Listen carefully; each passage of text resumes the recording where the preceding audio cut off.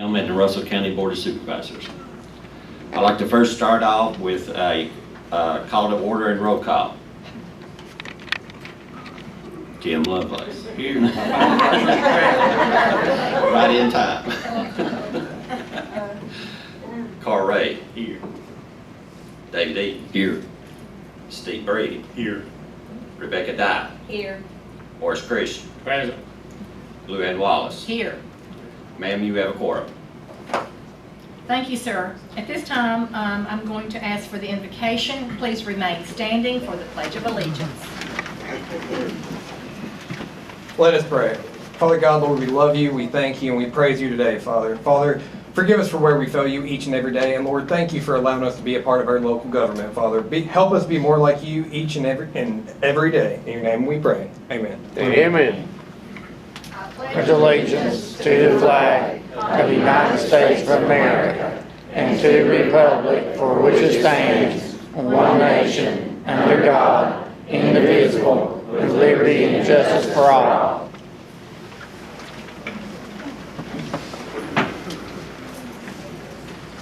Thank you, and at this time, I'm going to ask for an approval of the agenda, please. So moved.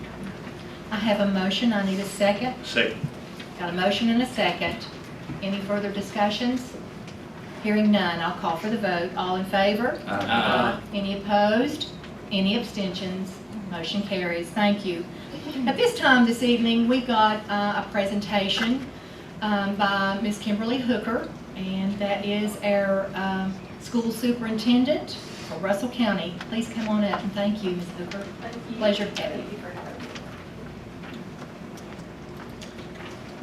Madam Chair and members of the board, I stand before you today to address a matter of utmost importance: the compensation of our dedicated administrators, teachers, and staff. The success of any school depends heavily on the individuals who work tirelessly behind the scenes and in the classrooms.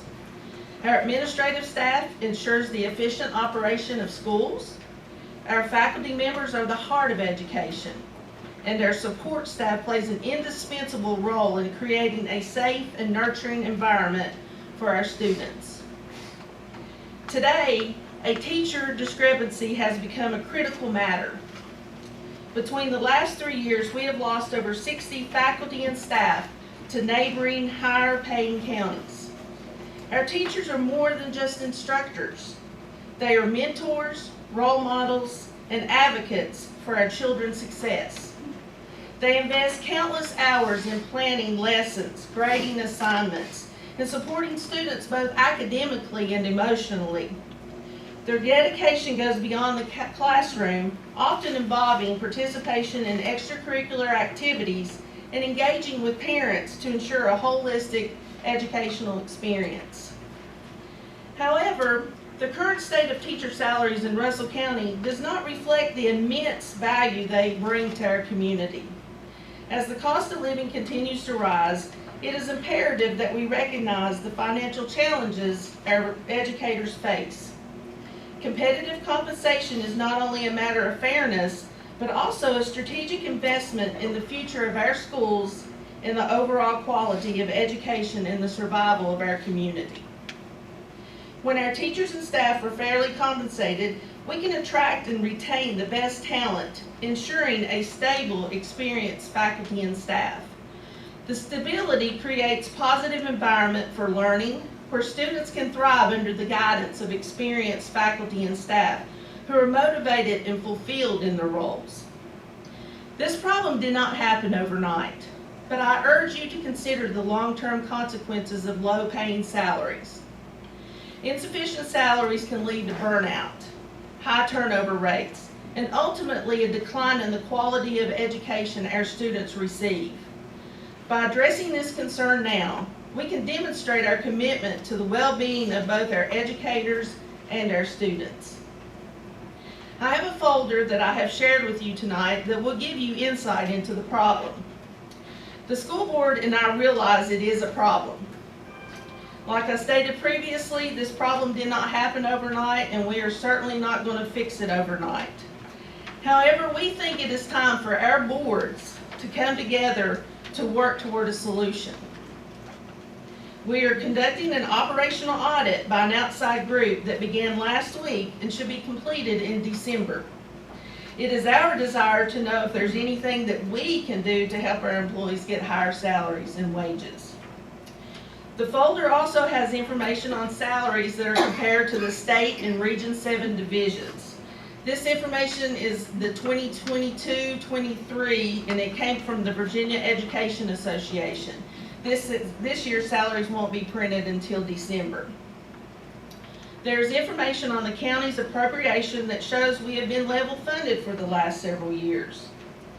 We have given enrollment numbers at each school in the teacher to student ratio.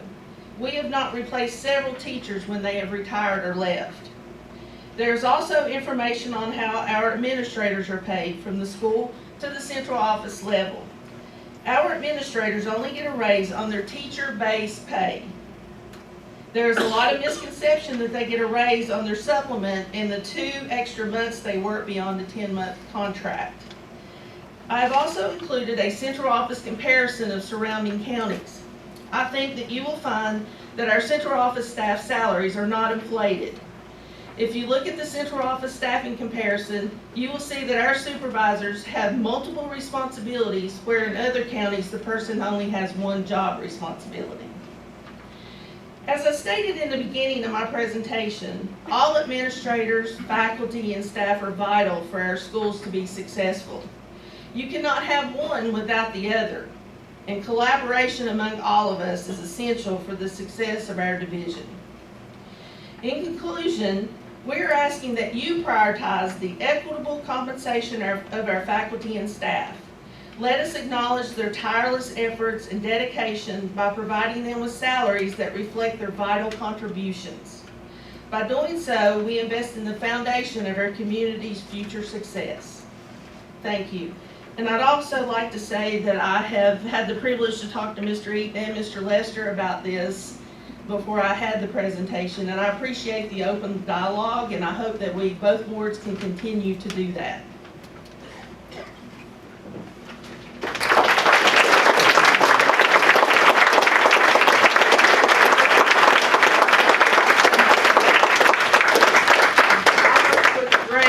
Great group of people, and I want to thank the school board members, the administrators, the faculty, and staff for coming out and supporting me. I'm very humbled by that.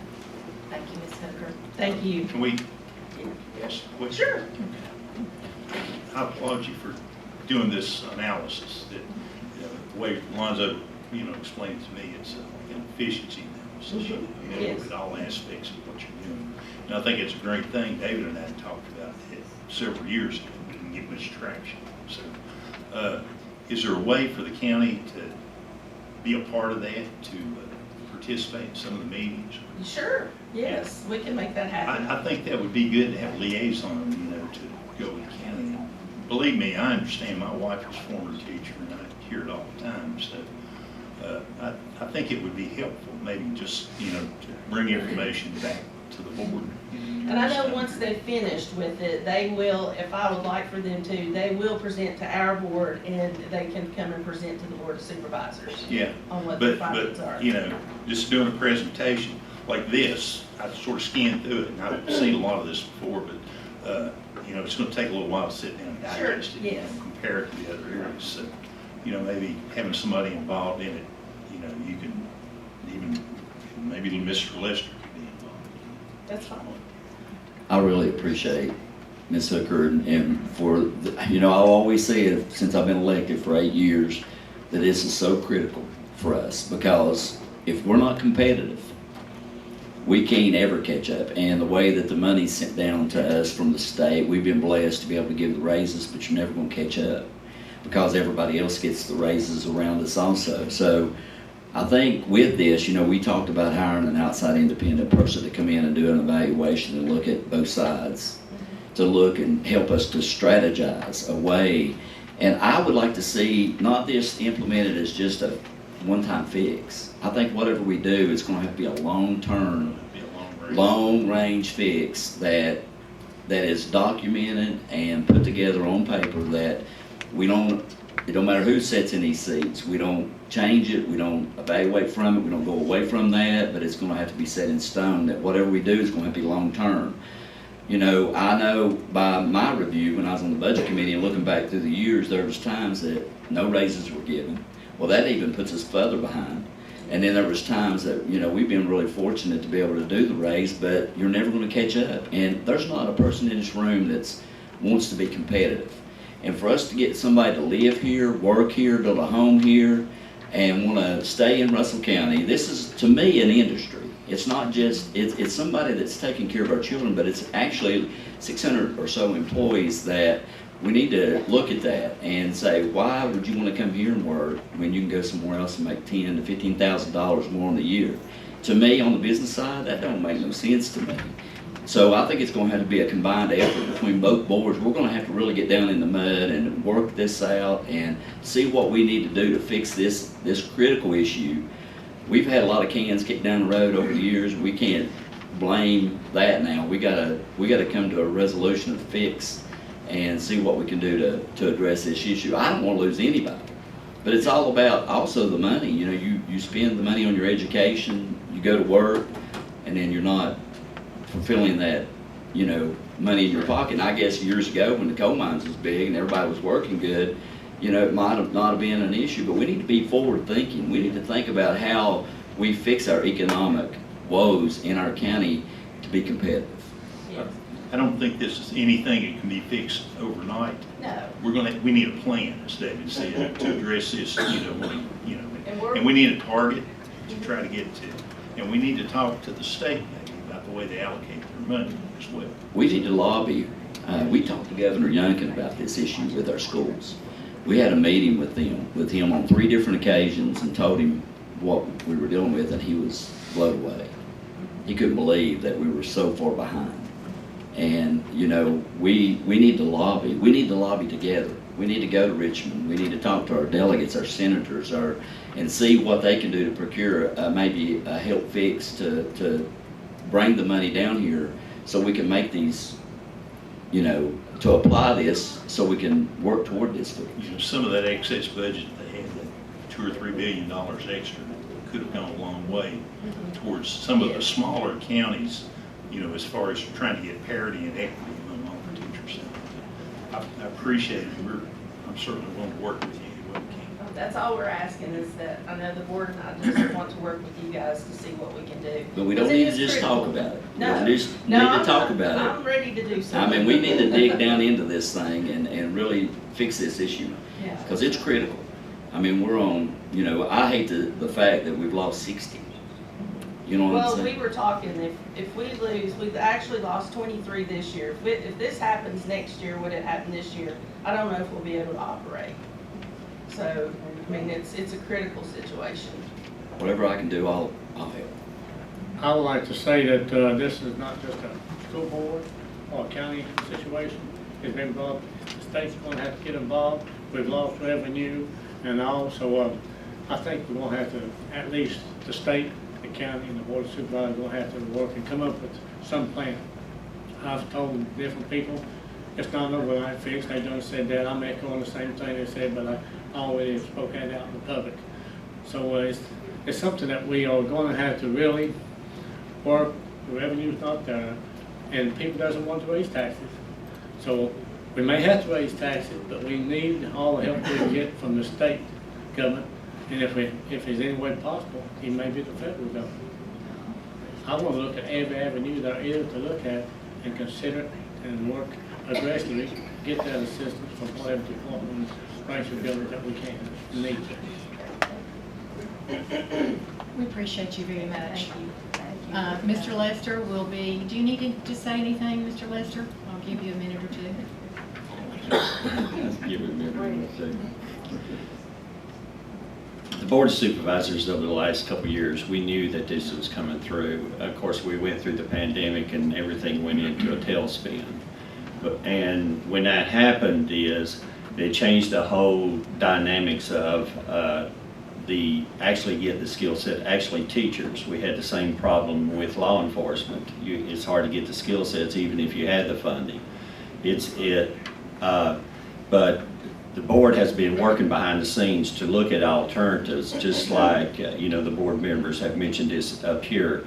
They've been advocating at the state level. We've been looking at the local level. We have also come out of the pandemic, and we have some businesses that are coming online. So that gives us a lot more opportunity to be able to look at other venues and other ways to be able to assist, the school system and the teachers. You're welcome. So as the chair, I'm going to ask Mr. Lester if he will be that liaison with you, because I think that brings quality to quality, and we can move faster that way. So thank you. I appreciate it again. Thank you all. Thank you, everyone, for coming in support.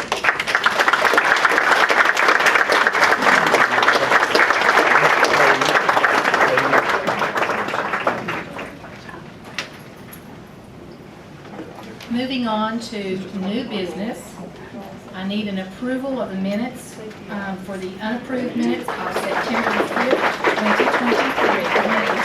So moved, Madam Chair. I have a motion and a second for approval of the minutes. All in favor? Any opposed?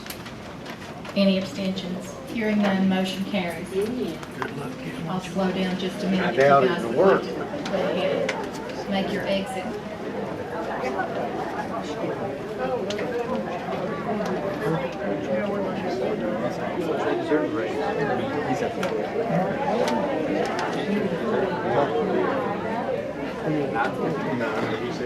Can everybody hear? All right, we'll move along. So I need an approval of expenditures to consider to present for payments, please. Thank you, Mr. Ray. I need a second. Thank you, Mr. Christian. I have a motion and a second to approve the bills and pay the bills. All in favor? Any opposed? Any abstentions? Motion carries. Next on your new business is committee appointments for board consideration. First off, we have the local college advisory board, and she has just left the building. Yeah, I talked to Dr. Hooker, and she's very excited about being on this board, so I'd like to appoint Dr. Hooker to a 2-year term on the local college advisory board. Thank you, David. We have a motion for Dr. Hooker on the college advisory board. Any further discussions? They normally do appoint our superintendent, and they always do a good job, and I feel like she will too. They work hand in hand with our schools need. Just hate that. All right. Are you the second, Ms. Dodds? I didn't hear nothing. Well, you don't need a second. All right, we're going to move on then. We're going to take, all in favor? Any opposed? Any abstentions? Motion carries. Next, I have the Highway Safety Commission. Ms. Patton, can we take that as a slate?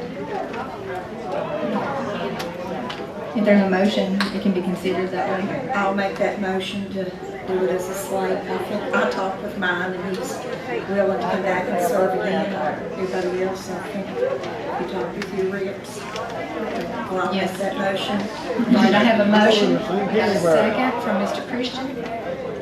I'll take that one. Sorry, Carl. All right, any further discussion? All in favor? Any opposed? Any abstentions? Motion carries. Next, we're moving on to the Russell County Planning Commission. We have Charles Edmonds and John Mason are up for reappointment for another 4-year term for the Planning Commission. Kick. I'll entertain a motion. I'll make that motion.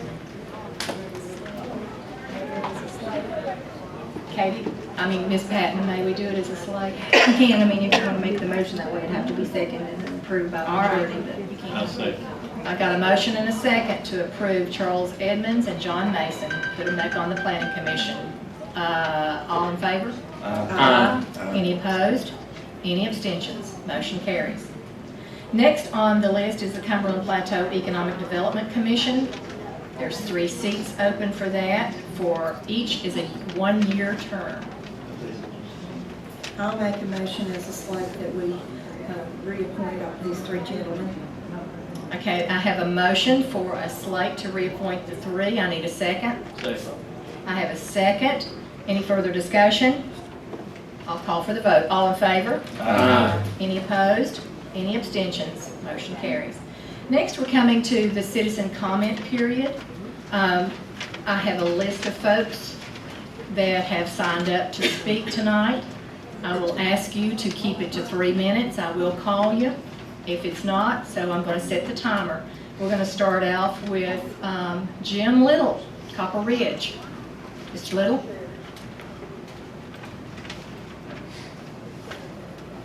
As Ms. Wallace said, I'm Jim Little from Copper Ridge, District 1. I guess I know most of you all up here, that's all of you.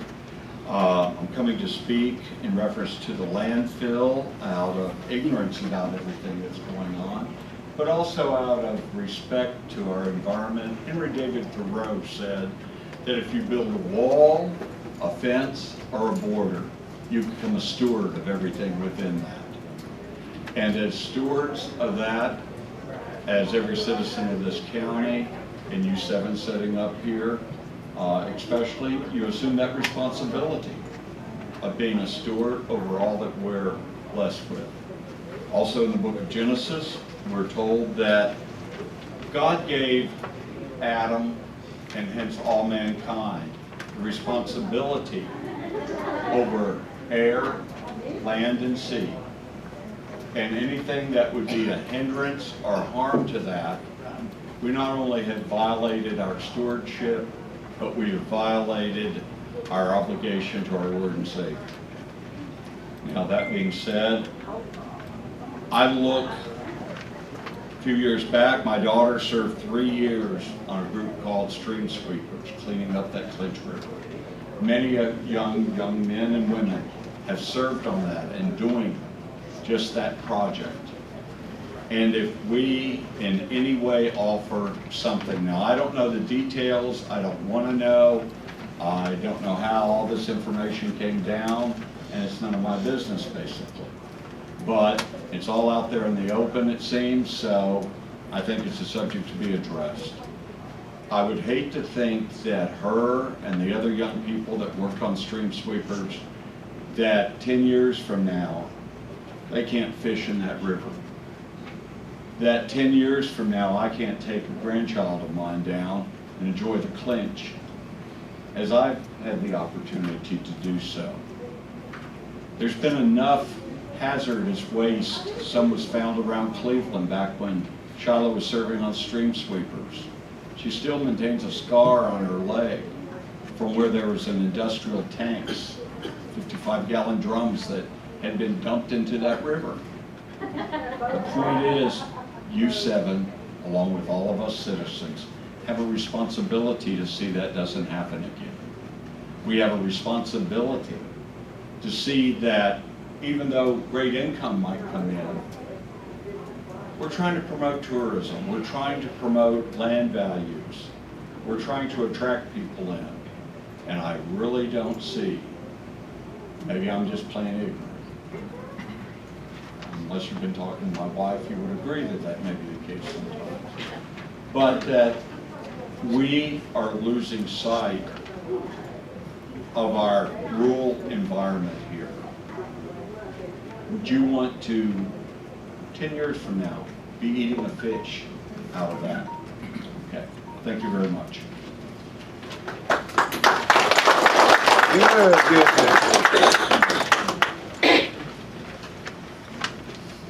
Wanda Burke?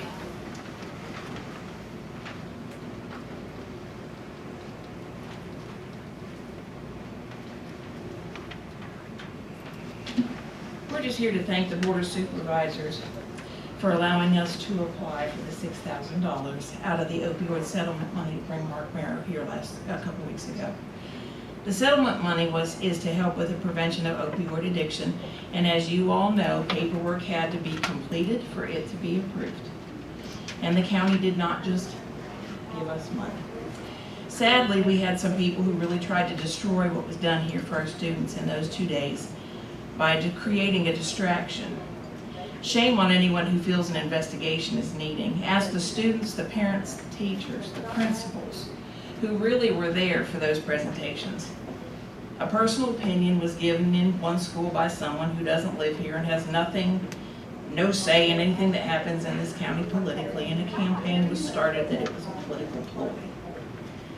But I'm here to tell you that 3 students out of hundreds of messages that Mark received contemplating suicide. They all related how impactful the video of the mom whose son had committed suicide due to bullying and Mark's encouragement changed their path. I could never put a price on a child's life or what a parent would go through to get a phone call like that. So I can't understand why people would want to destroy all of the good that came out of those 2 days. And we hope that they never get a phone call like that mom got.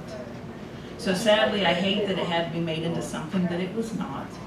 And we apologize for any problem that it caused. But we just want to say we're grateful for all the students, the teachers, the staff, the adults that were impacted positively, whether in the school or the community nights events. Our struggle for our students is real, with bullying, drugs, alcohol, and all the other pressures they face. And we just want to thank you all again. Thank you, Ms. Burke. Yep.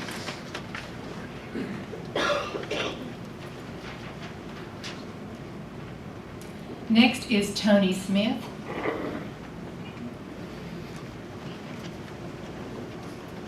I'm a little slow, wait to push that button. Excuse my looks, I normally a very handsome man, but my mule broke my upper teeth and knocked 2 bottom teeth out. I didn't curse and I didn't heal. But anyway, I'm here on a very, very serious matter. Every one of you, think about this. I don't know if you've seen them or not. When I was young, slate dunce on fire everywhere. It's on fire. I mean, it burnt the plate down, it stunk. Worse stink, you could smell it. And according to what I could find out too, at least maybe a year and a half ago, so we thought they was some kind of industrial park, and I'm thinking, that'd probably be pretty good, you know. Maybe it was a place to put elderly people. But this trash dump's been in mind all along. And why we just now hearing about it is one thing, but don't answer me, I got a few things to say here. I personally think we need to get the EPA involved. Y'all may have done got them, but I don't see how it could went through. But let me tell you what I wrote down today, a few things from my memories. All right, we've had dust forever. The farm I live on is called a dust farm. I'm 65. And it was a dust farm when I was 5. Okay, then before that we had mustard gas. It's been a kind of a rough life over in Cleveland. Like have teeth, maybe even ears. But and then we got more dust. It's a lawsuit by my grandfather got the community semi cleaned. Big money for everybody. It helped. It worked. You got to fight the system. I mean, I'm not suggesting y'all are the system, but there is a system. Whether it's no matter where it's at, from you federal and down. All right, then we got a power plant. God, the dust it put out.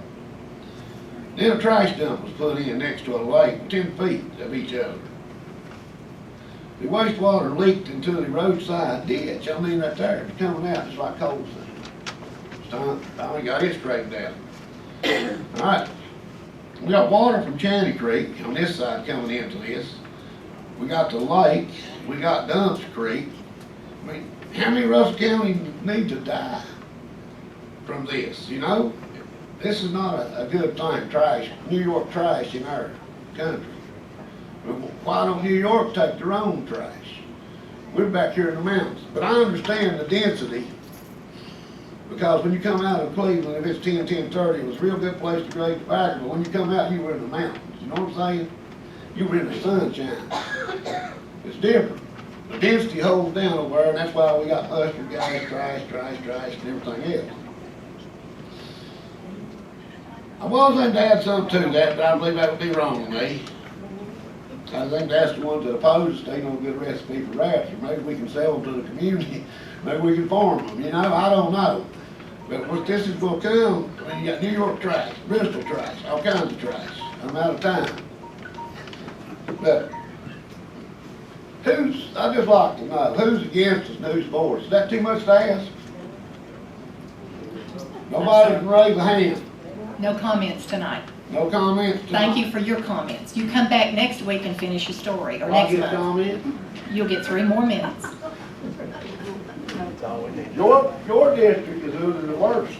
Fair is fair, Mr. Smith. Thank you. Jackie Yates, are you in the house? I didn't really want to do this. Here I am. There's not two people in this county that's tried harder than me and Jennifer. We started with a credit score of about 420 and a Toyota pickup that we had to push start every morning to go pick up trash. We've come a long ways, and we struggle trying to get our payments from people. That everybody's struggling, it ain't just us. And we don't want to give up what we do. And I've tried to get an answer on this for a while and just keep getting shot down. We started doing a tire route. We go to all the garages at the end of every month to pick up used tires. Every garage that I pick up from, I keep an invoice of how many tires I pick up. If I go to the transfer station and the machine is there, I literally put them in the machine and get rid of them. They never touch the ground. No county workers ever touch them. I do that to help Brian and Chad and them guys because they've been good to us. And my question to y'all is I know some people are dumping tires and not paying for them because they're getting them from over the hill. And then same people told me that there's not as many tires over the hill now because we're doing it the right way. And all I'm asking is we're trying to do stuff like that and do these events like for the town of Lebanon and stuff to make up for the people that's not paying the residential. So if there's something y'all could do to help me with the dump fee on the tires, because people, the stream sweepers, I think they're called, they don't pay a dump fee. But they're not picking as many of them up now because we're doing it the right way. For us, you had everybody just get them and make it easy $20, throw them over the hill, and pocket the money. I feel like they're getting punished by doing it the right way. And if y'all can help me with the dump fee on that, I appreciate it. If not, we can quit doing it ourselves. If you told them, they wasn't on the landfill before us. You know, there's a big pile in it right now, but they're getting hauled in the right way. So if y'all can help us on that, I appreciate it. If not, we're all done. I mean, our big truck was messing up. We had to get rid of it. We're back to pickups. We love what we do. We do. We got a lot of customers that we treat like family. We've got some customers we take to bingo with us because they have no family. We love what we do. So if y'all can help us with the tires, fine. If not, we're going to quit doing them. They'll go right back over the hill, I promise you. Nobody was taking the landfill before us. And I was told, they couldn't help me, that it wouldn't be fair to help me and not help others. Well, ain't nobody else doing it. Who else are to help? If somebody else wants to do it, I'll quit and let them start. They just don't need to go over the hills. That's all I got to say is. And if I can get an answer on that pretty quick, I don't know why we can't get some kind of answer tonight. If we can't. Thank you, Mr. Yates. You still have some time. I don't want to interrupt you. Well, I just want to say, if y'all can't help me, at least help these school teachers. Without them, we're done. I mean, there's plenty of money in this county, plenty of money. We just ain't distributed out the right way. Teachers need to get what they deserve too. Thank you, Mr. Yates. I appreciate it.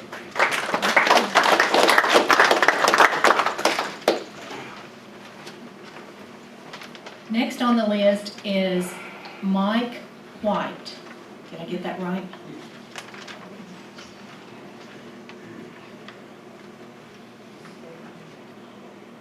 Good afternoon, ladies and gentlemen. How are y'all this afternoon? I'm here because we have property basically across the street from Moss Street. I am 150% against this landfill for one simple reason. Well, there's several reasons. One, we acquired property for rest and relaxation. We have Lake Mother Venture. We have our hunting area. I have built, and our company has built landfills in Virginia, Tennessee, and North Carolina. We built most of the transfer stations here where they took all the trash to Bristol. That landfill down there was supposed to be a 70-year landfill. They filled it up in 23 years because they took trash from everybody. It was all about the dollar. That's all it was about. plain and simple.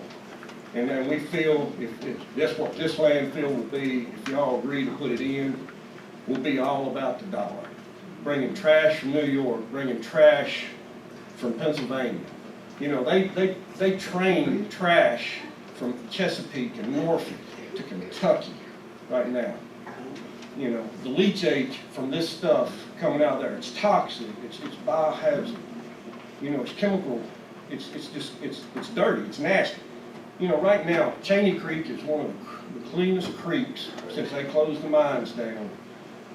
It's one of the cleanest creeks in that area. And so is Buffalo Creek and the North Fork of the Clinch.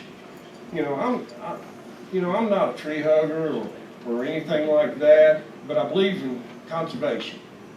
I believe in doing stuff right, but I am against the landfill 100%. And that's all I got to say. Thank you. Thank you, Mr. Clark.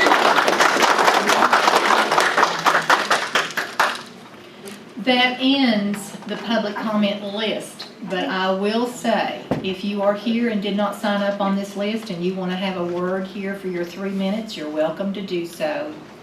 One more thing. Can I get an answer on the tires tonight? So I know who's with me before I quit doing them? No, sir, we just, maybe.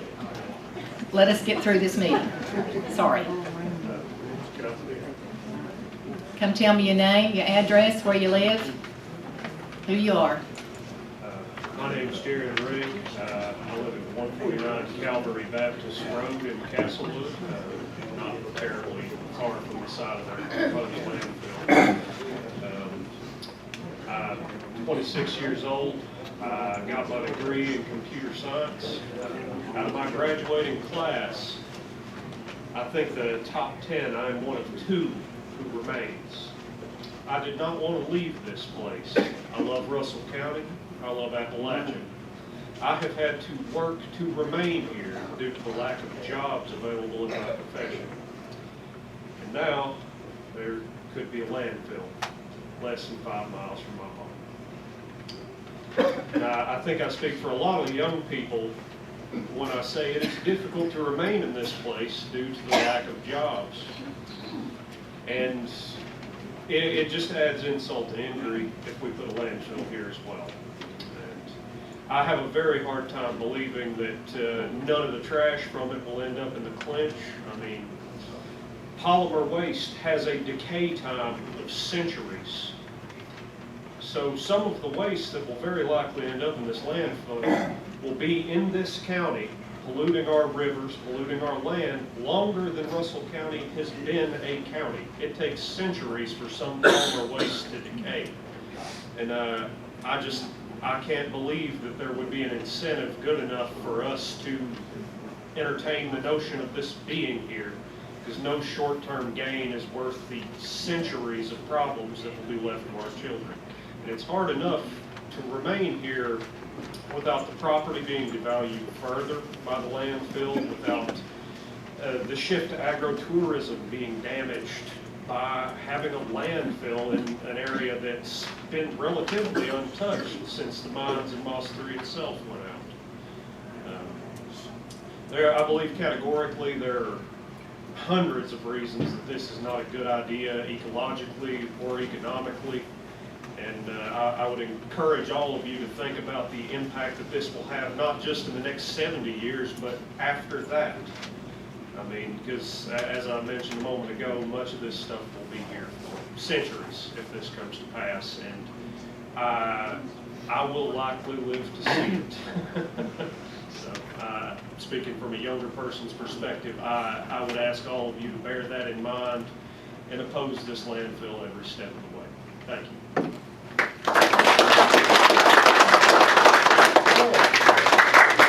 Anybody else want to speak on this, any topic for public speaking? Landfill against it. Come on up and give me your name and address. My name is Linda Fletcher, and I live in Lebanon, 36 Garden Drive, Lebanon, Virginia. And I worked in Cleveland for 35 years. And I watched that community. At this point, it's been almost 50 years ago, I watched how things have changed over the years with the loss of the mines and the loss of employment in the area, the downsizing of the power plant. That has really badly affected that community.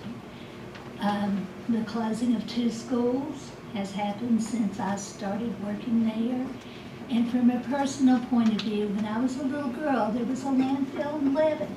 And most of you folks are probably not old enough to remember that. But it was right across on the other side of the hill from my house, up Old Castle Road, up a hole. It stunk. You had smoke. You had stray animals. You had all kinds of stuff that you don't want in your backyard. And I'm sure if one at a time we asked you, would you like to have a landfill across from your house, or across from your farm, I am pretty sure that most of you would say no. I know we're in economic hard times. I'm also employee of Russell County School System part-time. I worked for Russell County School System for 35 years. I have been blessed to know many wonderful people, and I know that when money is hard, we try to think of ways that we can improve our situation, but I truly, with all my heart, believe, and I don't live over there, and I don't live close to over there. It's not going to affect me personally in my backyard, but I think you really need to think about, is this worth the cost? Down the road, is this worth the cost? I can remember when they would let the polluted water from the mines into the river over there, dead fish floating along. We don't want that here. And I really hope you all will really, really consider and think, if this was my community, if this was my backyard, if this adjoined my farm or my house, would I want it there? And I appreciate y'all's time. Thank you very much. Thank you. Anybody else? Got another one. All right. Hi, I'm Vicki Kitts. I'm with the Virginia Education Association. I'm UniServe Director. We have an office here at 232 East Main Street in Lebanon. And I just wanted to reiterate what Dr. Hooker said in her presentation. She did reference a salary study that the VEA done for 22-23, but I've also have data for the 23-24 for Region 7. And unfortunately, Russell County, at every step of the way, is at the bottom of the list for Region 7. We know this isn't anything new, but we want to help Russell County Board of Supervisors and the school board to work to fix this issue. It is important to retain and attract quality instructors from the top, from your superintendent down to our custodians, because we want quality people in our schools for our students. And we know that there needs to be a legislative fix for this. The funding mechanism doesn't work, and we have legislated and lobbied for years to get this changed. JLARC in their report continuously state that this is an issue. And we want to work together. Oftentimes people don't see the Virginia Education Association as being pro-public education for Southwest Virginia, but we really are. And we want to help all of our localities in Southwest Virginia to be able to raise their salaries so that our folks can pay their bills and they're not working 2 and 3 jobs just to pay their bills and have student loan debt that is crippling many of our employees and many of our teachers. So I do look forward to how Alonzo is going to be working with Dr. Hooker in this audit so that we can see how we can be most efficient with our funds. But we also want to work on how we can help y'all legislate at the local and state levels and regionally to help fix this issue. Again, it's not a problem just in Southwest Virginia. Teacher retention and attraction is a problem in all of Virginia right now and across the nation, because when people are going to school and they look at what teacher salaries are and then they look at what IT and other things are, they're not going to the schools of education, they're going otherwhere. So we need to find ways that we can get people into the schools to educate our students so that they can come back to live in Russell County and be productive taxpayers. Thank you so much. Well done, Ms. Pitts, thank you.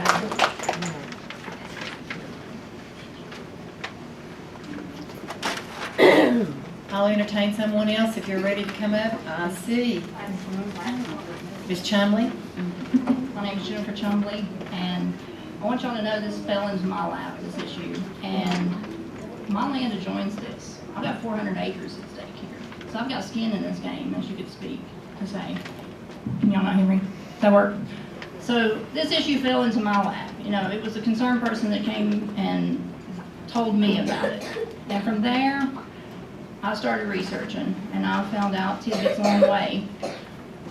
The issue is, we've done this once in Cleveland. We've been through this economic, environmental damage. You know, we've done this. We've washed our houses of coal dust. We've watched the coal trucks go through and private entities own coal mines, and all that happens is a fine. You know, it's just a fine, another fine. They kick the can down the road. So we don't want this, and I don't think you guys would either. And I also think it is very beneficial that you look at how the wind blows. Every little, I know you will, but every little aspect of this. And most of the places that are going to be affected of this are going to be at higher levels. I mean, I know plenty of these guys' houses that are going to be affected. And it's going to affect our children. And you guys have said it over and over again that you're want to protect the children. This is protection for our children, the children that are here today, that will be here tomorrow. This is the protection for the children. And further, I'm going to add that I don't appreciate threats, and we should not be threatening the public for finding out something. That's simple, and that shouldn't happen at all. And I think that I'm going to apology on that. But I think that you guys have some control, and I understand, you know, there's an ordinance that says that a private landfill can go in here. But this is about money, and it's always about money with these guys. We've dealt with this in Cleveland. We've dealt with it too many times, and we're not willing to do it again. It's that simple. And we're going to stand and fight. Thanks. Thank you.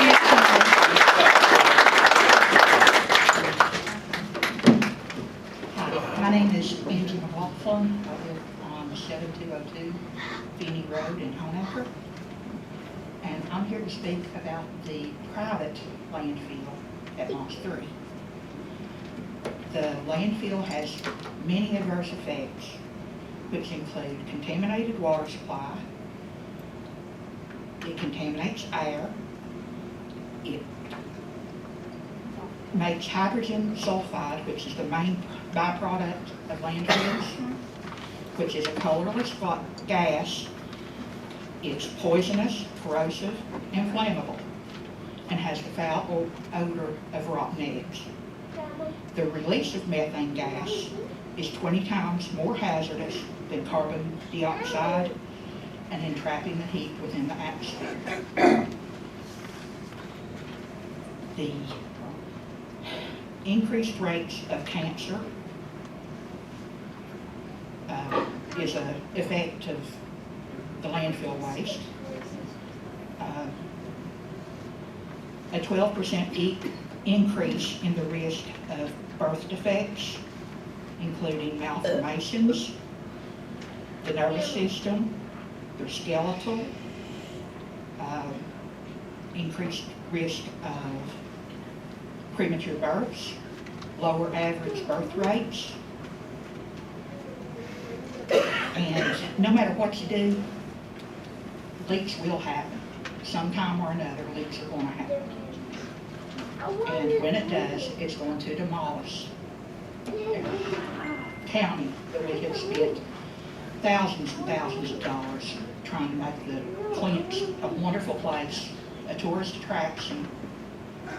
I just think that it's really a mistake.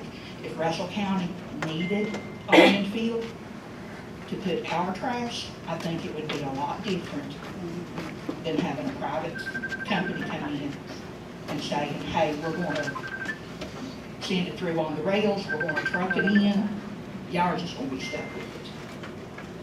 And I think it really needs to be stopped before it started.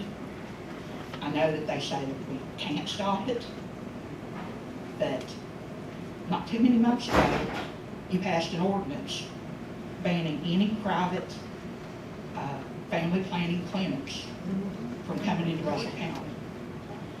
You should be able to ban any private landfills from coming into the county. And I really think that should be the first step, and I really think it should be done fast before so much money is spent going into this that they say, well, if you didn't want it, you should have stopped it before. So, anyway, that's all I got. What was your name again? Angie McLaughlin. Yeah. I live on Finney Road in Homeown. Is there any other information you needed? Name or? Thank you.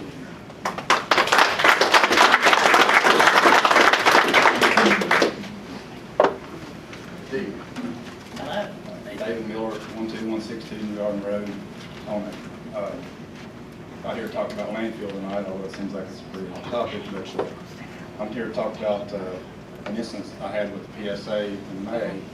And I talked to some of you individually, and I thought, well, maybe we'll bring it out more publicly and see if something can be done or something should be done or whatever. In May of this year, I had the unfortunate time I spent a month in the hospital with mom, day and night. So my May the 8th water bill would come due, and I said, well, I forgot to pay it, and most people probably have had that happen. And so I come here to pay my taxes, which probably is over $1,000. That's another thing. So I go to pay my water bill 17 days after the due date. 17 days after the due date. A cutoff notice had been issued. And my options were leave it off, pay $100 for a reconnect fee, 17 days, pay $100 for a reconnect fee, or give them a voided check where they can start deducting out of my checking account because I'm not responsible enough to pay my bills. So that infuriated me. I said, this is extortion, this can't be right. So I came out to my truck, I did a brief research and found that the Code of Virginia requires a 30-day notice. I sent that information around to some of you. I sent that information to the chair of the PSA board. I got a call from the chair of the PSA board. He said, we don't have to follow that code. We're good on 15 days. It's on the back of our bill. And it's clearly on the back of the bill. And my statement then was, you can't put something on the back of the bill that supersedes code. And that was the Friday before Memorial Day. And I said, okay, send me something that says you don't have to follow code.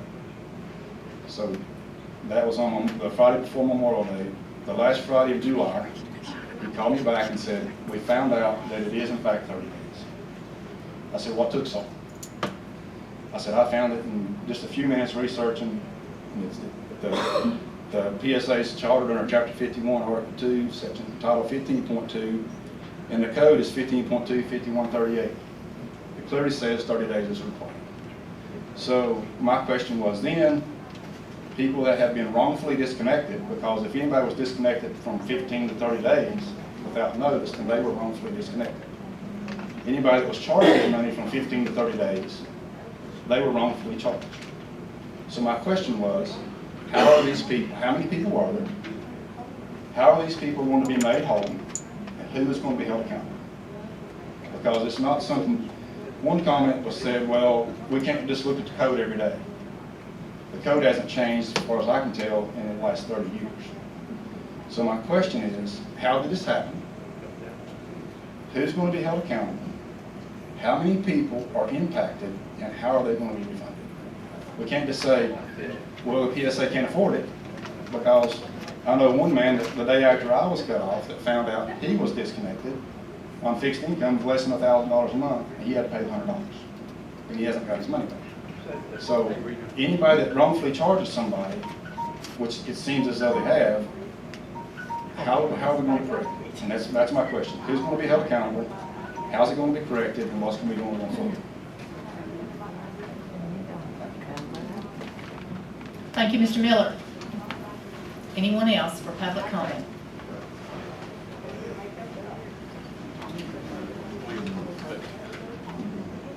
Thomas Reed, 3877 Jesse's Mill Road, Cleveland, Virginia. I'm opposed to the landfill in every single way. My grandpa was a coal miner, provided for his family. That's the whole reason my family's here. They reclaimed it for a reason, to be back for nature. If we want to have this state park come through and any of it do any good, nobody's going to want to smell trash. They're not going to see trucks hauling trash going down the road everywhere. My dream as a kid was to live in Cleveland. I was lucky enough to get my house that I own now. I have a disabled daughter. All right, I'm gonna work my guts out to pay this house off to leave it to her. How good is that gonna do her 15 years down the road, 20 years down the road, when the air quality and all this is just horrible? I just ask that y'all really think and decide not to let this happen, because you're going to ruin a good region, a good place for people to have green and could raise a good family and not worry about crime and all this other stuff that you have everywhere else. Thank you. Thank you, Mr. Ms. Rawls, can I make one more statement on a different matter? One minute. Chairman O'Neill from 317 Ivy Ridge Road, Cleveland, Virginia. I currently sit on the board, council board for the town of Cleveland. I totally oppose the landfill coming to where I've known nothing but home for all my life. I have a family there. And I'm pretty straight and simple to the point. If you would, is it about money? There's other ways to make money. If not, I understand that completely. But what I don't like is secretivity in such projects. I mean, that affects, as you've heard everyone here say, not just us, for years and years down the road, strict environmental qualities, river qualities, air qualities, every sort of pollution quality you can think of. And county comment, I'm against it, and I believe that if it's put in, a lot of changes will be made as far as people that are elected in office. Because the people will stand up for what they believe in, whether it's passed or not. That's all my comment. Thank you, Mr. Neal. Anybody else? Ms. McLaughlin? Did it send to be anybody running up here? I'll let you go again. We don't normally, but I will. I'm not speaking on the landfill. All I want to say is the way that the Board of Supervisors meetings are conducted during the public comment phase, that I think if someone takes off work to come here to bring up an issue, that somewhere or another during that time, something needs to be answered so that they don't have to come back here like 3 or 4 or 5 months. Because when you come and you ask for something, and everybody's just like, sorry, can't talk to you. You know, it's against the rules. It's really disheartening. Thanks. Thank you, Ms. Eaton, and I will tell Ms. McLaughlin, I'm sorry. And I will tell you that usually we handle such matters at the end of our meeting when we can. The agenda is set, just so you know. How do you get something on the agenda? You call and ask. Okay, thank you. Anybody else? Yes, ma'am. All right. My name is Chris Axum. I live at 334 Shotgun Hollow Road, Cleveland, Virginia. It's about a quarter of a mile, if that, from where this is being proposed to go in. I've raised my family over there. I know if it goes through, we'll probably have to leave. I mean, the effects of this, I can't fathom. The runoff into the Clinch, into Lake Bonaventure. They just got through, like other people have told y'all, they just got through with the stream reclamations. They've cleaned the Clinch up. And, you know, y'all do work for us. And if you're about the kids like you say you are, then something needs to be done to stop this. I know there can be ordinances put in place, because there was ordinances put in place to stop the clinics come into this county. And I just wanted to let y'all know how I stand on it. If y'all lived within a quarter of a mile, or if it's in your backyard, you'd have a different view of it, I'm sure.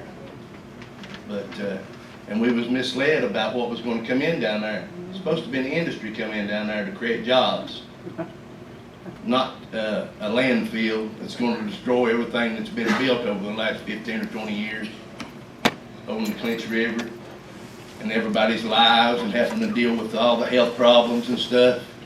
But y'all need to think about this, and I'm sure you will, before any rash things are signed or done with it.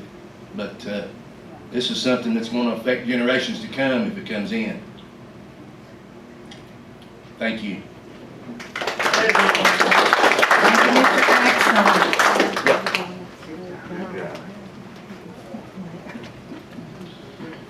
Kaiser, live on Green Valley Road, Mr. Green's district. I just want to say that all of this has started to come to light now about the public landfill or the private landfill. And I think there's probably a lot of misconceptions or misunderstandings or assumptions being made.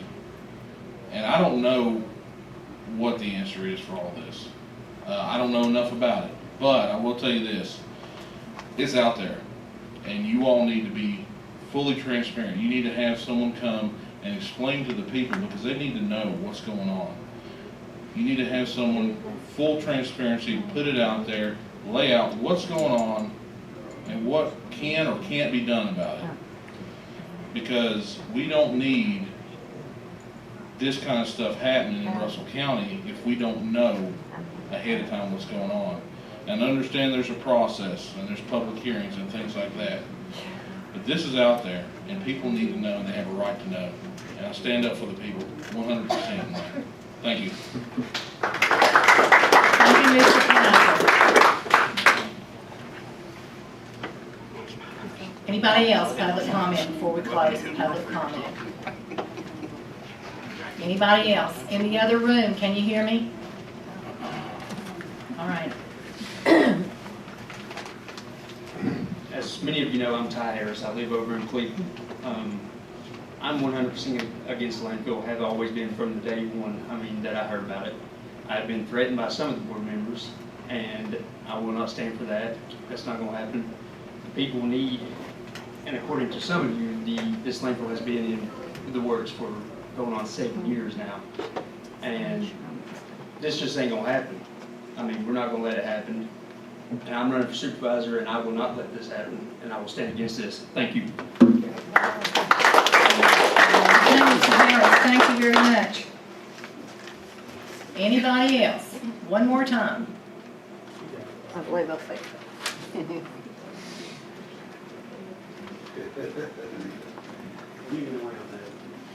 Yes, I'm Flora Farmer. I live at 6819 Cleveland Road, Cleveland, Virginia, at the end of the bridge.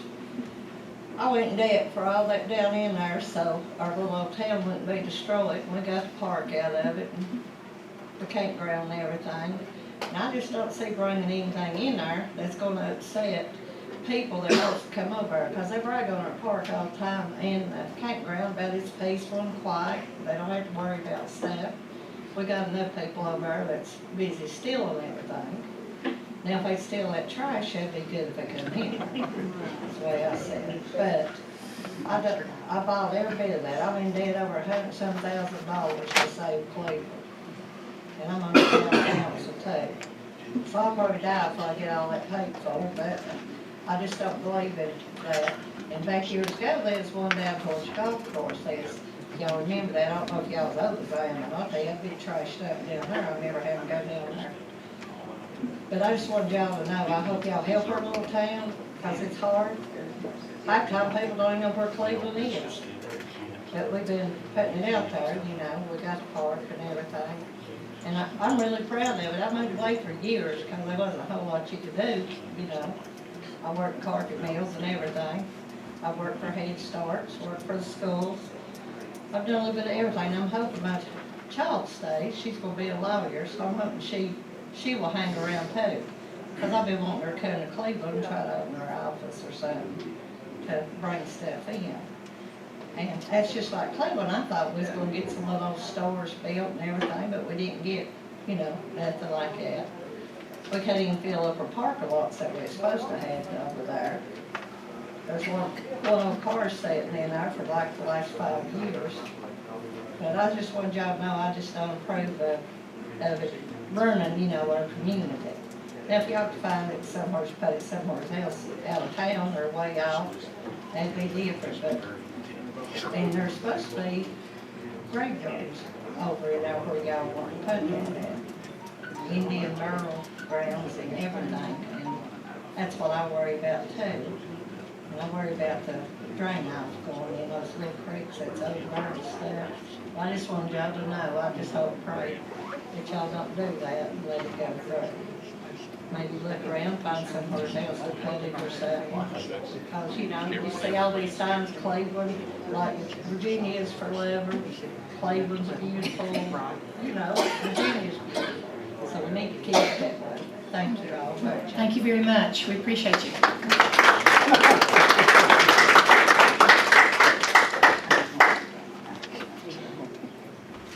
One more time. Anybody else? Ms. Couch. I could have went on for 2 days. I guess most of y'all know I'm the mayor of the town of Cleveland. I'm totally against this. We worked really, really hard to have what we've got over there. And I do hope that y'all will decide not to do this, bring it into our community. I think everybody here is really sad enough, but I just want you to know I'm totally against it. I appreciate y'all. Thank you, Ms. Couch.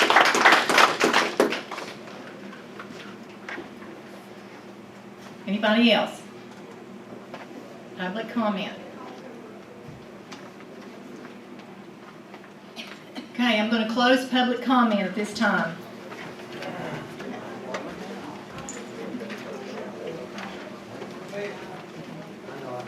Board, we don't have any constitutional officers that are here tonight. I don't see any. County attorney reports and requests. Madam Chair, I don't have anything this evening. Thank you, Ms. Patton. Moving along to the county administrator reports and requests. Thank you, Madam Chair. First on the county administrator reports is, as we have spoken, has been mentioned before, I put it into the board package to give them somewhat of a little bit more information from the state's perspective of what J. Lark had looked at on Virginia's teachers and their shortage of teachers. Actually, in the state of Virginia, there's 9,500 teachers short. That.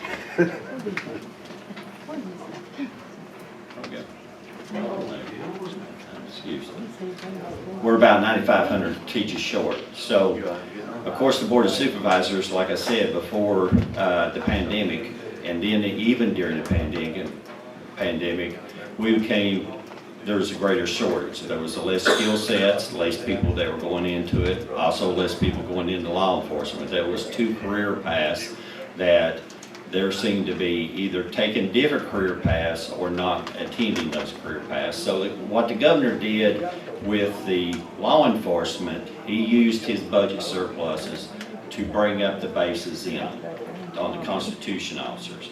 And that's one of the perspective that the J. Lark report is looking at, like the state of Tennessee. The state of Tennessee came in and brought up the base, whether you were in Knoxville or you were in the city of Bristol, they brought up the base based off the state budget of $50,000. That then they started looking at additional things like whether it's a bachelor's degree, a master's degree, tenure, structure, steps, a compensation plan. So that's really in a nutshell what we're going to be looking at, but it also gives the insight on the JLARP report of what the state is looking at. And hopefully they're going to be successful in this legislation. I know the board's going to be up there advocating, with the school board, try to get these additional funds for the teachers.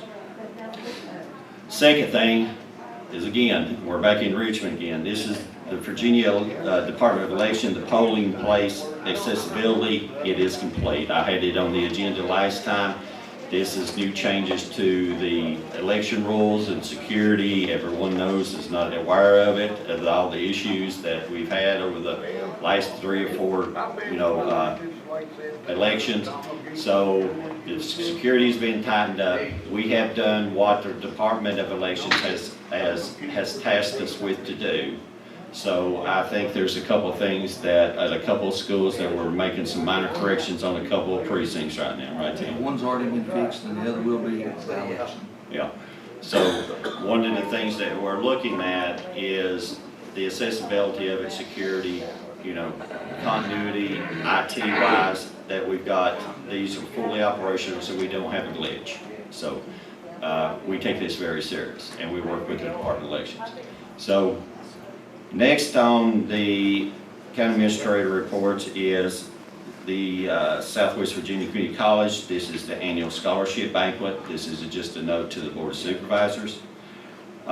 Next is the Russell County landfill groundwater solid waste permit. This is a closed landfill, by the way, so. I'm sorry. I did miss one. Sorry, I was getting ahead. Look what I got. Next one on county administrator reports is the Virginia Opiate Abatement Authority, the opiate workshop that Mr. Breeding and Ms. Dye attended.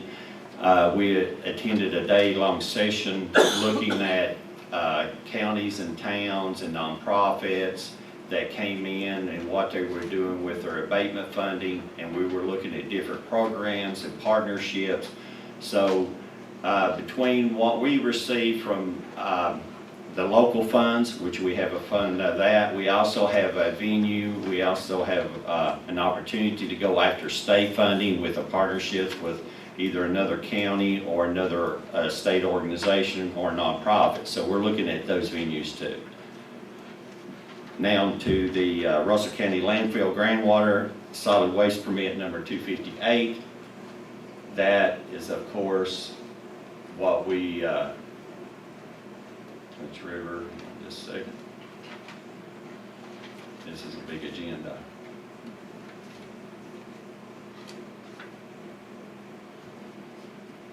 As you can see, on our landfill solid waste permit number 258, this is a review and the calculations of, the backgrounds that we are meeting all compliance with federal, EPA, and state law. So we are meeting those regulatory requirements within our own landfills, and we do continue doing that. So next is actually, that's ironic, the AEP industrial landfill. Whether y'all knew, a lot of people don't, in Cleveland, there is another landfill that's in Cleveland that is operational, and that is done by AEP. So it is classified as a landfill, it is maintained as a landfill, and it is inspected as a landfill.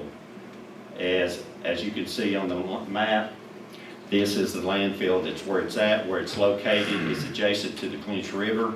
This is done and maintained with 2 retaining ponds, and it has been in place for, 24 years. So it is in place. So that is a report on it. It is continuing to meet by law on solid waste permit number 223, number 620, and 624 are in compliance. Next on the county administrator reports is the Virginia Compensation Board. As I mentioned before, that the state of Virginia, during their budgets, they fixed the law enforcement, the deputies, they raised their base pay during that time, and this is the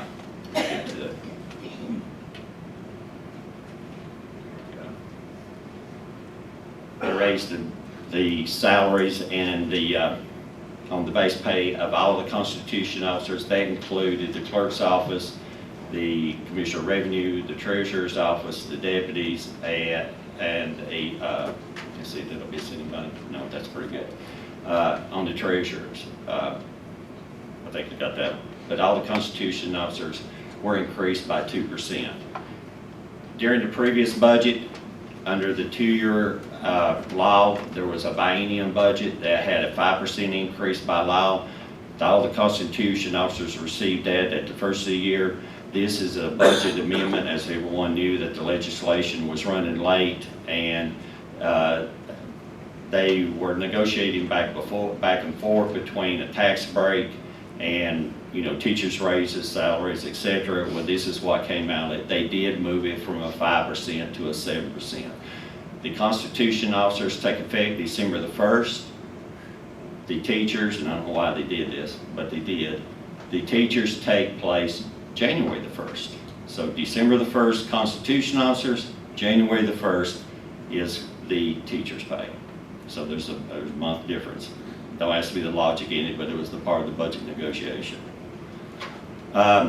Next is the Clinch River, as y'all mentioned. This is in your packet. This is the Clinch River State Park, the comprehensive plan, master plan. This is part of the state parks that was discussed before. It is a comprehensive 10-year plan that looks at the park development, its continuation, and that also includes the boat launch sites and the total comprehension plan over the next 10 years that they're going to develop all the way into St. Paul to the state park. Next on the county administrator reports is we have the Dane Community Fair. This is Health and Education Resource Fair. That'll be on Saturday, October the 14th, 2023, from 9:30 a.m. to 2 p.m. This is at the Dane Crossing entrance and it has blood pressure checks, blood sugar checks, and health education by ETSU, and there'll also be medical resources there by Appalachian Healthcare Network, which is part of Ballad Health, which is very good for the elderly, or that, you know, if you get a chance, please attend. Next is the is the VDOT monthly road system report. As y'all can read through, it's still got all the list of what they're going to surface, treat, and seal. That's for the board's review and information. And we're coming out of the late season, so we will be looking at the new paving schedule in the spring. So, you know, if you have a road that you want on, it'll be the time to come within the March. Next is the United Way Rural Summit. This is the summit that is at the Southwest Virginia Higher Education on October 26th and 27th. This, the United Way Rural is looking at putting a daycare center and working with our IDA currently at the old 911 building to give opportunity for more daycare services in that facility. So we'll be attending that rural summit. Next is the county administrator request. The first one on the county administrator request is, of course, the annual audit engagement with Robinson Farmer and Cox Associate. I need a motion and approval to proceed with the FY 23 audit of the county. I'll entertain a motion for $75,000 for an audit engagement, please. So moved, Madam Chair. Got a motion, I need a second. Second. Any further discussion? This is the same price that we had last year, is that correct? There was a slight increase due to the Federal Single Audit Act. See, now we've got ARPA funds that are coming through, so we have to pay for the additional audits. It's like having two audits in one. Tim Jenkins said all agencies have to do it. Yeah, right. Any further discussion from that? I'll call for the vote. All in favor? Aye. Any opposed? Any abstentions? Motion carries. Second on request is the Russell County Financial System Software and Maintenance Upgrade. This is, I have talked with all the Constitution officers, this is our current AS 400 system. This is an upgrade component that we either have to take, and I've talked to all the Constitution officers and they want to continue using the AS 400. If we look at a different system, we're looking at a six-figure, another additional system, which is, it could be between $150,000 to $250,000. So IT is expensive, so we're able to operate, we're comfortable with it. So is the state of Virginia. It does communicate and it's operable with the state of Virginia. So I need approval for the Russell County Financial System software and upgrade of $40,279. I need a motion on that, please. I'll make that motion. Thank you, Mr. Christian. I need a second. I got a second from Mr. Discussion, Ray. please. I just got one question. What's the term limit of this software maintenance upgrade? This is a 5-year term. So it lasts for 5 years? Okay, I just needed to know that. Thank you. Any further discussion? I'll call for the vote. All in favor? Any opposed? Any abstentions? Motion carries. Okay. Next on is the Virginia Department of Fire. This is the FY24 Fire Program Agreement and grant of $95,029. As you can see on this, this is the jurisdiction, this is our 100% allocation to FY24. This is for disbursements to the fire departments for purchase of equipment and training. It is a grant that's provided by the Department of Fire to all fire departments throughout the state. They have an opportunity to take the $95,000, split it between our 8 agencies, and it comes out about $11,000-$12,000, depending upon how they purchase and what they buy, for additional equipment and training that they need. This is in addition to what the Board of Supervisors appropriates and what they receive from their other revenue venues. So this is on top of what we appropriate. This is from the Virginia Department of Fire, and then the approval for the program agreement and the additional appropriations from the state of $95,029. So moved. I have a motion. I need a second. I'll second. I got several. I'll take any. Any further discussion? Hearing none. I'm moving along. Sorry. All in favor? Aye. Any opposed? Any abstentions? Motion carries. Next on the county administrator request is the FY23-24 county employee salary increase. When we approved the FY23-24 budget, we included a 5% by the biennium for all the employees, which was already in the Code of Virginia.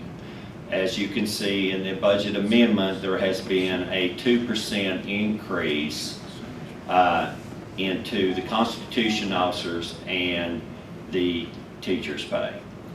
When we developed the budget, we put the 7% in. We did not change it. And we put the covenants into the resolution that whatever the state did, we would match it. So that way it would be fair and equal across all employees, Constitution officers, teachers, and county employees. So it's hard as you do this for a while. It's easier to take it down, which we had budgeted and left that component in to see what the state was doing, because at the time they kept saying it would be a week from now, 2 weeks from now, and then it went into months, then it kept being delayed. But the point was this: it's easier to take it down than it is to take it up. If we have to come before the board for a 2% increase in the budget for salaries, that's over the 1% requirement, which we would have to have a public hearing. So trying to speculate or what the state was doing in the General Assembly, we actually hit it on the head, because we had been talking with them, and we knew it would be between the current 5, either a 1 or 2% between what the House negotiated and the Senate wanted. So they did come out at a 2%, which we have in the budget, which is already approved at that level, but the Board of Supervisors has to concur with that additional 2% for county employees. And the board said they need a motion, and everybody said, So moved. help me out here, and I'm seconding that as your chair. I can do that. So I have a motion and a second for the 2%. Thank you, goodness. All right, all in favor? Aye. None opposed? None extended? Thank you. Motion carries. Next on the county administrator request is the Clinch River Little League, the 24-25 appropriation request. That's correct, 24-25. I got a request from the Clinch River Little League where they'll be using their appropriations next year to pay for the pavement up front, almost like the, the additional funding that we gave to Glade Hollow, the new roof that we put on the press box at Homeacre.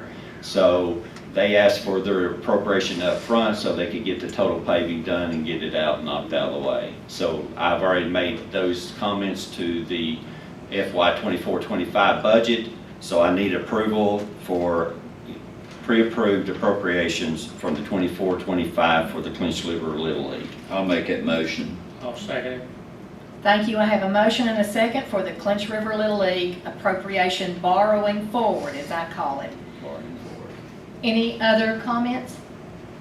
Hearing none, I'll call for the vote. All in favor? Aye. Any opposed? Any abstentions? Motion carries. Thank you. Thank you, Madam Chair. Next is a travel request by the library to attend actually the Rural Summit in 26th and 27th. I need approval for that travel. I'll make that motion. Thank you, Mr. Ray. I have a motion for travel request for the library. I'll second. Thank you, Mr. Christian. I got a motion and a second. And that travel is for the tickets, by the way. You got to, when we go, we got to pay for the tickets. What's the cost of that? The tickets is actually $150. They get a discount, so it's about 65. I think it's $65. Ours is 75, by the way. It's for 2 tickets, it's $115. Okay, I have a motion and a second. Any further discussion?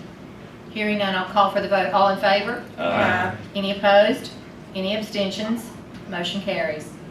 Next on Planning Commission plats is, of course, got a motion to recommend approval of the plat for the Newberry and Stewart, correctly spelled, land. A motion. So I need approval for the Russell County Planning Commission request on the attached survey that's in your packet. I'll entertain a motion on the Planning Commission I'll make that plan. motion for you, Madam Chair. Thank you, Ms. Dye. I need a I'll second. Got a second from Mr. Ray. Any further discussion on the plat? Hearing none, I'll call for the vote. All in favor? Aye. Any opposed? Any abstentions? Motion carries. Thank you, Mr. Ray. Ma'am, that concludes the county administrator reports and requests. At this time, we've come to the point in our meeting, we're going to have board discussion and reminders. And so I'm taking the chairman's prerogative and I'm going first. So, Mr. Yates, you've sat here patiently and I appreciate that. And I want to make sure that we do something to help this tire situation and help our landfill and help everybody that we can. Mr. Yates has been really good. He's down in my community. That's a long way. And so we see your JJ trash cans everywhere, so I'm going to give you a plug.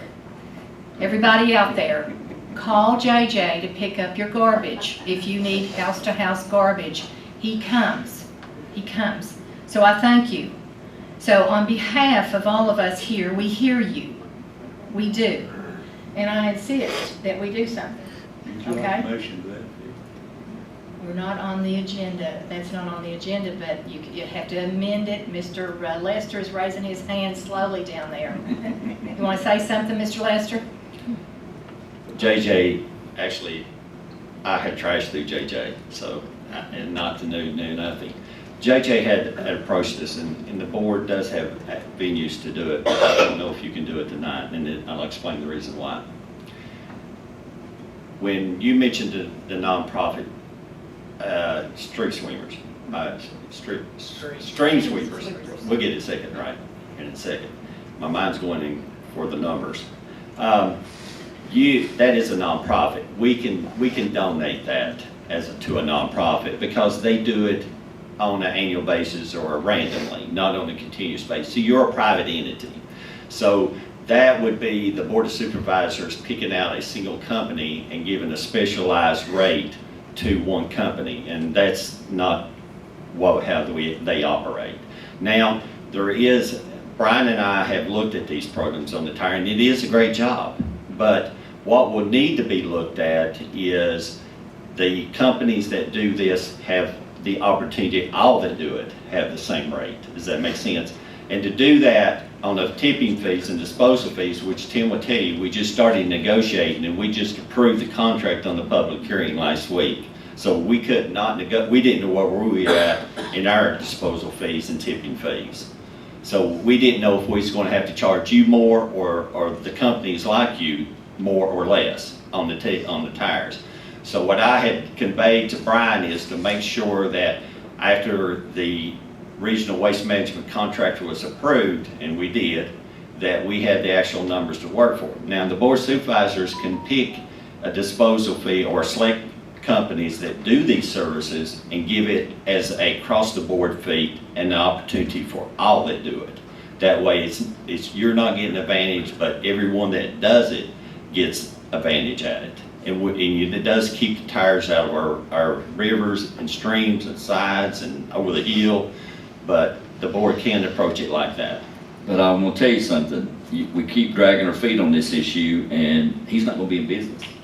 And then you're gonna have a major issue here that we've had for months, because I've been in talks with you about it, Lonzo, I've talked to JJ about it, and it's not fair for people like that's doing a service, and it should be across the board. If anybody wants to do the tires, it should be across the board, and you shouldn't charge them these ridiculous fees for the service that they're doing. And that's the fees. I mean, they should get a waiver on it. I mean, if they get a waiver on it, doing a service for the citizens of the county and the businesses, I mean, these tires are gonna go over the hill. They're in my district. I talked to JJ about it. He went and cleaned up one. 147 of them. 147 in my district, and I appreciate it, but you shouldn't have to pay to have, and you went all the way down there and had them, you processed them yourself. Well, that machine wasn't there today, but if the machine was there, yeah, I do that to help. Right? I know you've done it. Because they have been good to us. That's good. I don't know why we have to amend the agenda to address a critical issue like that. It's a fee schedule that you have to amend. A fee schedule? Well, Fees. It's a fee schedule. Yeah, see, that's set by the board of We don't supervisors. expect to dump them for free. Any help will help. You know, we don't have to do them. It helps us with the people that's not paying the residential bill. We had 28 people didn't pay last month. That's over $550. So, I mean, we're struggling. We started with nothing. Now we're literally nothing. When I say nothing. And we want to keep doing what we're doing.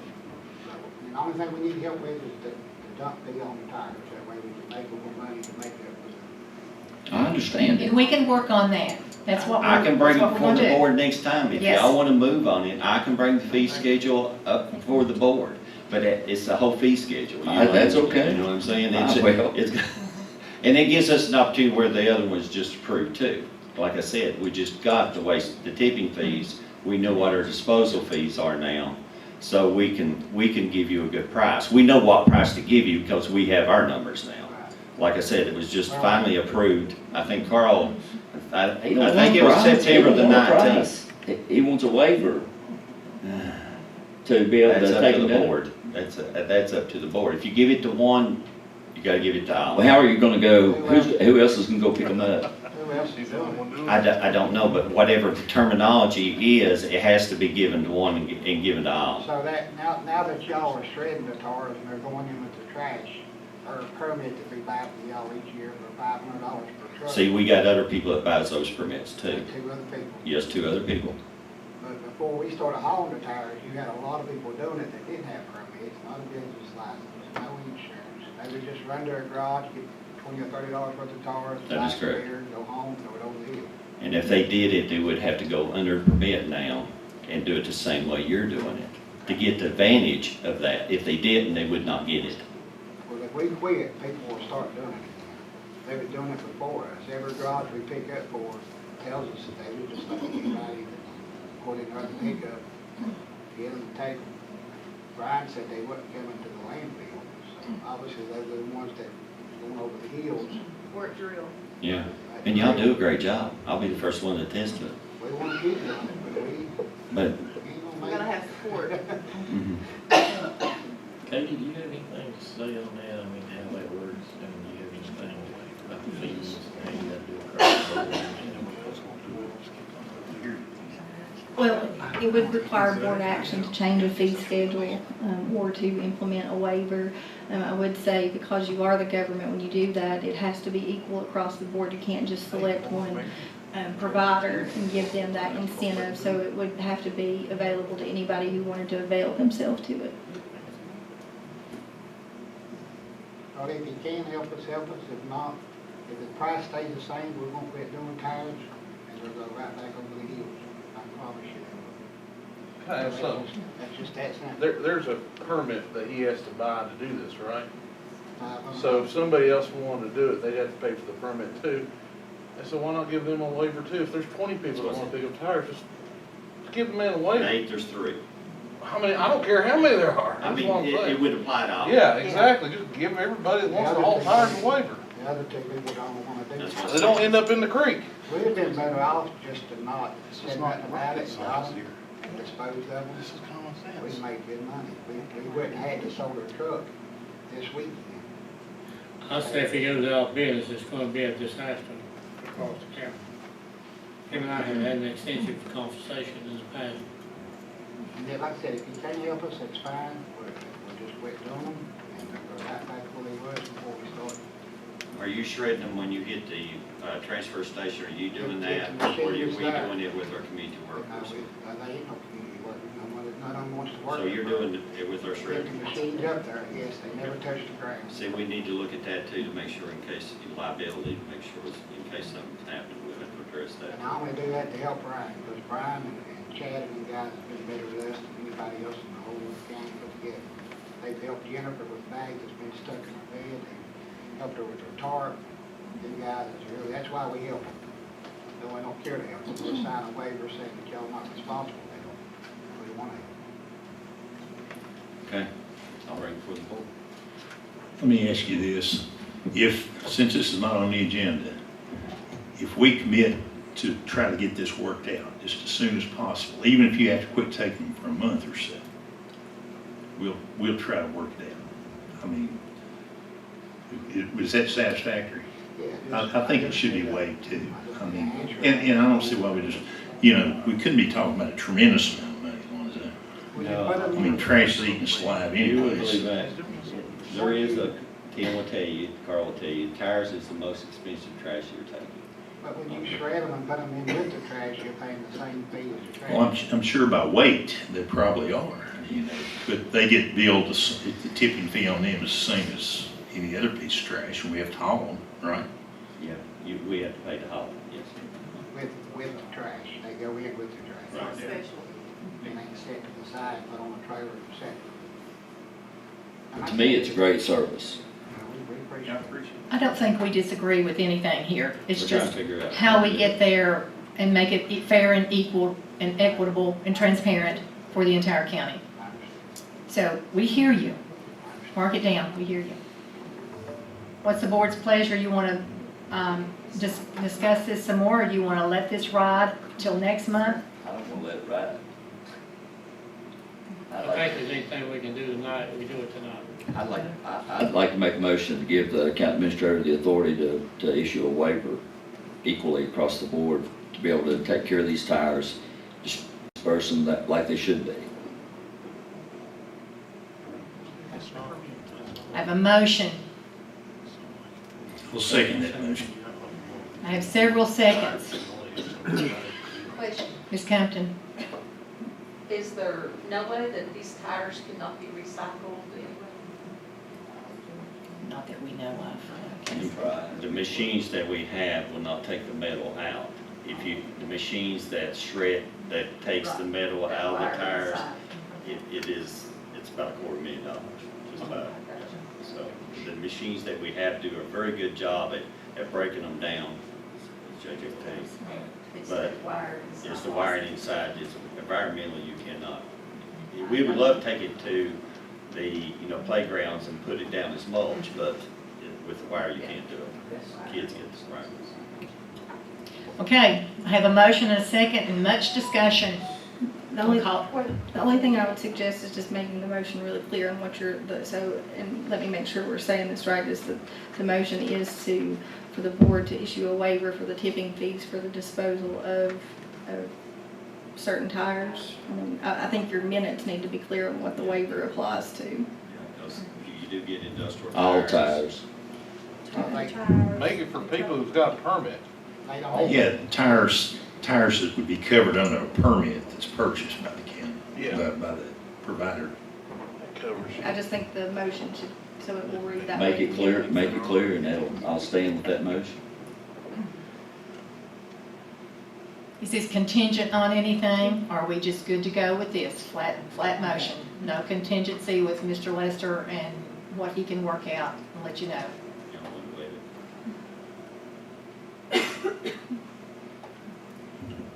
Are we through debating? All right, I'm seeing a nod. I'll call for the vote. All in favor? Any opposed? Any abstentions? Motion carries. Now, we're still in board discussion, so I took the privilege of taking chairman's prerogative. Mr. Lovelace, you got anything else? No, ma'am, thank you. Mr. Ray? Man, thank you. Mr. Eaton? One thing here, I'd like to present this to the Highway Safety Committee. Are you on that call? Okay. Who else? Just you? Tim? I've been able to talk to VDOT about a lot of the areas where we don't have proper signage. We've had some accidents in our county and took out some signs. One is Lynn Springs up near Stanley Kings. Had a really bad accident up there, and the signs never did get put back up. Also, throughout the whole county, we're experiencing a lot of speeding, terrible bad. And especially during school, I've got calls like crazy about people. It's been very dangerous. I don't know how we address this. I know up around Lynn Springs and some other areas like that, there's been some speeding, and by the time they do call law enforcement, it takes them forever to get up there, and then they're already gone. So I don't know what we can do to address that, but I think proper signage and some additional children playing signs would be critical to have in some of the neighborhoods to let them know that that kids are playing in those areas. I mean, they play in the roads up there and shoot ball and stuff. VDOT don't do the kids playing signs. I know, but we have the ability, from what I understand, Lonzo, don't we have the ability to enact and make our own signs for areas in our county? Just the 911, sir. Just the 911? Yes, sir. And a temporary sign in case of emergency, if VDOT don't have the time to do it, we can put a temporary sign until the perfect. How would that work? How would that work as far as like with children playing and stuff like that within the 911 area? As far as the children that play, that comes in from the VDOT perspective, so. Okay. They have to evaluate it, but it's rare that they put road, Children playing. They said they don't do that. Yeah, it's rare. You have to buy your own off of Walmart or Yeah. Amazon or wherever. Their neighborhood has that, and their neighborhood bought their own. Oh, they did? There is Children. different, there's different signs, yeah, you can buy them on your own, but if it's like. Do we have to subdivision, get a like- special like we permit do it, from VDOT to put them on the right of way? We don't? Okay. They put them on theirs, like on adjacent pieces of property, they'll put kids that play. I've seen different types, different sizes.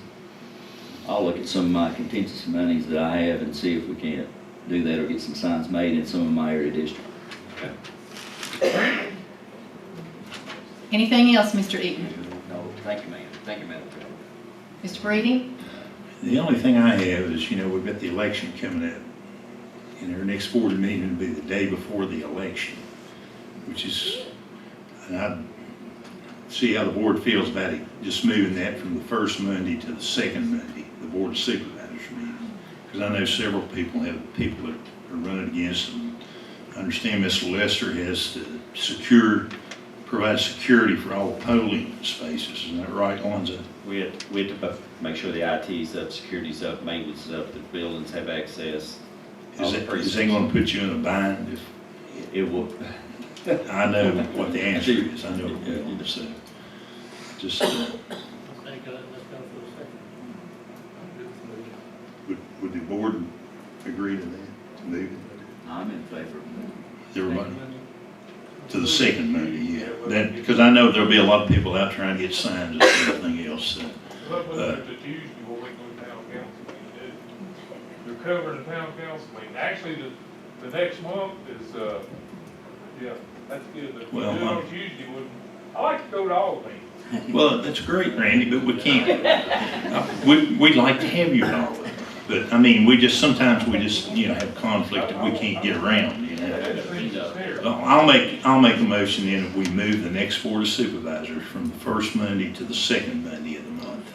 Which is the 13th of November. Everybody check your calendars and make sure that works with you. My calendar seems to be clear that day.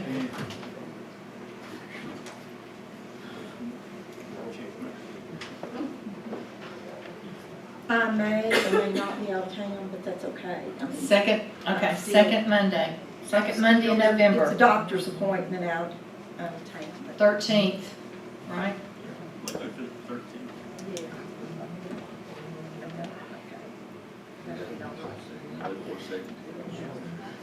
All right.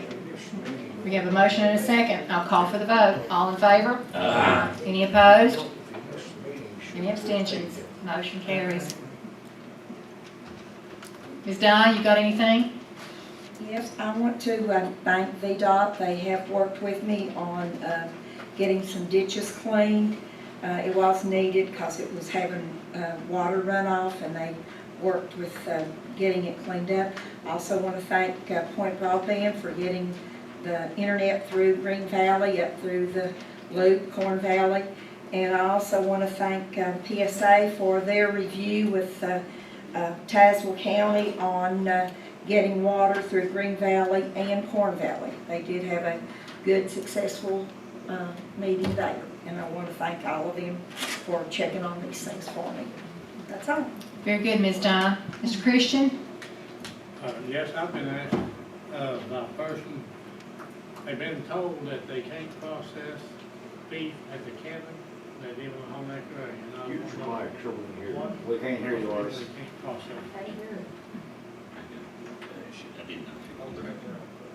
Is on there? Need to repeat yourself? No, you don't need to. Actually, get her all live. Master button. One said master button, none said nothing now. Which one you want? He's live, nice button. No, I need to repeat. All right, good. I said there's a person confronted me about not being able to process beef at the cannery in Honaker. And someone told him that he cannot bring beef done processed. Whatever. I don't know anything about that. We've been processing chicken and beef at the cannery. Yeah. Sorry. I'll have to get up with him. Tell him to give us a Somebody call. misinformed him. Tell us, give us a copy. Yeah, call him back and let him know. All right, all hearts clear tonight? Thank you very much for coming. I'm adjourning this meeting. Thank you. Sorry.